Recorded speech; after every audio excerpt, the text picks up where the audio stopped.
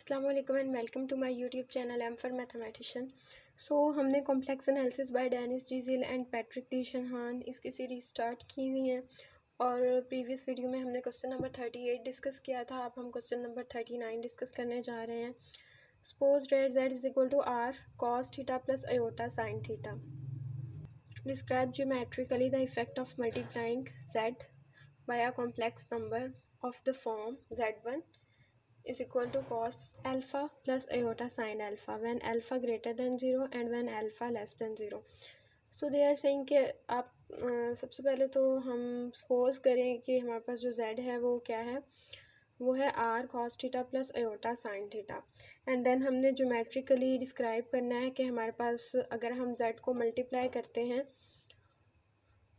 एक complex number से जो कि जिसकी फॉर्म ये है या जो है z1 is equal to cos alpha plus iota sine alpha, तो हम ये जो ऊपर कॉम्प्लेक्स नंबर है z इसको z1 से अगर मल्टीप्लाई करें और जबकि उसने बोला है कि जो एंगल अल्फ़ा है वो जब ग्रेटर दैन ज़ीरो होगा तब क्या इफ़ेक्ट जाएगा और जब लेस दैन ज़ीरो होगा तब क्या इफ़ेक्ट जाएगा, तो हमने ये डिस्क्राइब करना है ज्योमेट्रिकली। तो हम इसको पहले मैथमेटिकली देख लेते हैं।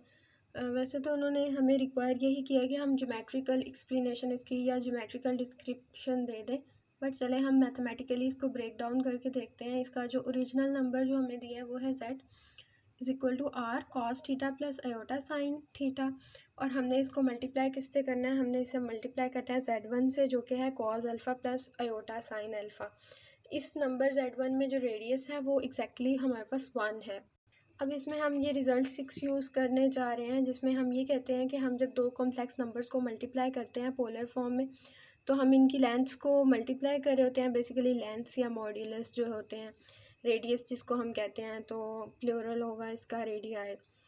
तो हम जो हैं वो ऐड कर रहे होते हैं इनके एंगल्स को। ये जो रिज़ल्ट 7 है वो स्टेट करता है हमने रेडियाई जो है दोनों उनको मल्टीप्लाई कर लिया एंड दोनों एंगल्स को ऐड कर लिया। तो ये हमारे पास रिज़ल्ट 6 था। पेज नंबर 18 पे हम ये यूज़ करेंगे। ये देखें मेरे पास z को मल्टीप्लाई करना है z1 से। z का जो रेडियाई था वो था r और z1 का रेडियाई जो था z का रेडियस जो था वो r था एंड z1 का रेडियस 1 था। r1 इंटू r2 हो गया, देन कॉस थीटा 1। अब जो थीटा 1 था वो थीटा था एंड जो थीटा 2 था यानी z1 का जो एंगल था वो था alpha plus iota sine theta one जो था z का जो एंगल था वो थीटा था एंड थीटा 2 एंगल जो था वो किसकी बात हो रही है, z1 की जो कि है अल्फ़ा। अब हमें पता है r इंटू 1 तो r ही होगा। हमारे पास दरमियान में जो है वही again cos theta plus alpha plus iota sine theta plus alpha. तो अब ये हमने मैथमेटिकली इसको एक्सप्लेन कर दिया कि मल्टीप्लिकेशन में क्या होगा। Now we are going to discuss geometric effect और geometric description of that problem. Okay, क्योंकि हमारे पास जो है न्यू रेडियस जो आया है वो अभी भी हमारे पास क्या है, r है। तो हमारे पास जो डिस्टेंस है ओरिजिन से वो कभी भी चेंज नहीं होगा, ना तो वो स्ट्रेच होगा ना ही वो श्रिंक होगा। बस हमारे पास क्या होगा, एंगल चेंज होगा। अगर हमारे पास अल्फ़ा ग्रेटर देन 0 होता है तो इस केस में पॉजिटिव एंगल है ऑब्वियसली, तो हमारे पास टोटल एंगल इंक्रीज़ होगा, थीटा प्लस अल्फ़ा हो जाएगा, यानी एंगल इंक्रीज़ हो जाएगा अल्फ़ा से। जब हमारे पास पॉजिटिव एंगल होता है तो उस टाइम पे क्या होता है, this rotate the point counter clockwise. Positive होता है तो ऑब्वियसली काउंटर क्लॉकवाइज मूव करता है, और हमारे पास पॉजिटिव होता है तो वो यूँ यहाँ ज़ीरो से ये काउंटर क्लॉकवाइज मूव कर रहा होता है। और ओरिजिन अराउंड द ओरिजिन के अराउंड किस एंगल से, अल्फ़ा से, और ये अल्फ़ा हमारे पास क्योंकि ग्रेटर देन 0 है, पॉजिटिव है, इसलिए ये काउंटर क्लॉकवाइज है। अब नेक्स्ट हमारे पास जब अल्फ़ा लेस देन 0 होगा तब क्या होगा, तो जब हमारे पास अल्फ़ा लेस देन 0 है इस केस में हमारे पास ये नेगेटिव एंगल होगा ऑब्वियसली। तो फिर उस टाइम पे हमारे पास टोटल एंगल जो है वो डिक्रीज़ हो जाएगा, और ये क्या करेगा, ये हमारे पास थीटा माइनस अल्फ़ा हो जाएगा, और ये हमारे पास रोटेट करेगा पॉइंट को clockwise around the origin by an angle. Origin के अराउंड किस एंगल से, मोड ऑफ अल्फ़ा। यहाँ पर ये इसी जो है, अगर ये अल्फ़ा नेगेटिव होता है तो इस केस में जो है वो क्या होगा, क्लॉकवाइज मूव करेगा। मोड ऑफ अल्फ़ा का यही मतलब है कि एंगल पॉजिटिव ही रहेगा, बस ये जो नेगेटिव मतलब ये नहीं होगा कि -45 से मूव करेंगे क्लॉकवाइज। क्यों? अगर मैं कहती हूँ कि चलो मैं कहती हूँ मेरे पास एंगल ये जो अल्फ़ा है वो 45 है, तो मेरे पास थीटा भी कुछ कोई ना कोई एंगल है, लेट से वो मैं कहती हूँ कि 5 है। तो फिर इस केस में मेरे पास अल्फ़ा अगर लेस देन 0 है, लेट से ये -45 है एंड थीटा जो है वो 5 है, तो ये -40 बचेगा। अब ये -40 का मतलब ये नहीं है कि भाई हम लोग जो है वो उसको यहाँ से क्लॉकवाइज जो है वो -40 मूव करवा रहे हैं। अब क्लॉकवाइज -40 का कोई भी मीनिंग नहीं है।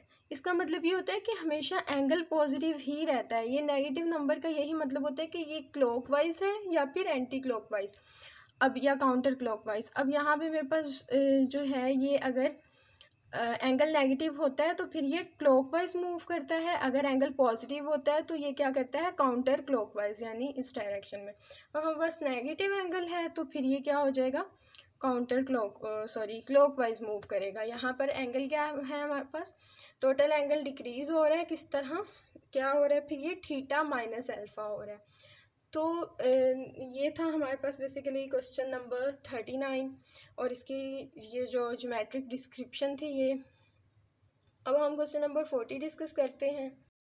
तो क्वेश्चन नंबर 40 में हमारे पास है कि suppose z is equal to cos theta plus iota sine theta if n is an integer then evaluate z raise to power n and plus z conjugate raised to power n and z raised to power n minus z conjugate raised to power n। सो इसमें ये कहते हैं कि अगर हमारे पास z जो है वो cos theta plus iota sine theta है, तो हमने जो है और हमारे पास n एक इंटीजर है, यानी वो +-1 है, +-2 +-3 इस तरह बिलोंग्स टू इंटीजर। तो हमने एवेल्यूएट करना है z की power n plus z conjugate की पावर n एंड z की power n minus z conjugate की पावर n। तो सबसे पहले तो हम z raise to power n और z conjugate raise to power n ये फाइंड आउट कर लेंगे। तो जी यहाँ पर ये मेरे पास क्वेश्चन नंबर 40 है। हमने पहले तो लिख लिया कि z हमें क्या दिया हुआ है, cos theta plus iota sine theta दिया हुआ है।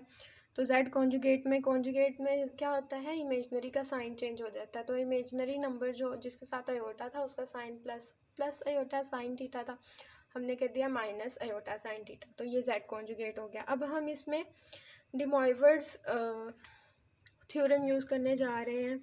तो हमारे पास जो डे मॉइवर्ट्स थ्योरम है ये क्या कहता है, ये कहता है कि जब भी आप रेस करेंगे पोलर कॉम्प्लेक्स नंबर को पावर n पे, तो हम सिंपली क्या करेंगे, मल्टीप्लाई कर देंगे उसके एंगल को n से। यहाँ पे जैसे z की पावर n है, z हमारे पास cos theta plus iota sine theta है, उसकी पावर n, तो ये हो जाएगा एंगल n से मल्टीप्लाई हो जाएगा और कोई भी चेंज नहीं होगा। सो ये z की पावर n जो है cos n theta plus iota sine n theta आ गया, और z कॉन्जुगेट की पावर n हो गया cos n theta minus iota sine n theta. यहाँ मैंने z की power n plus z conjugate की पावर n कर लिया, जो कि मेरे पास आ गया cos n theta plus iota sine n theta ये, एंड प्लस यहाँ पे प्लस और and plus cos n theta ये वाला minus iota sine n theta ये आ गया। सो उसके बाद हम जस्ट ब्रैकेट्स को सॉल्व कर लेंगे।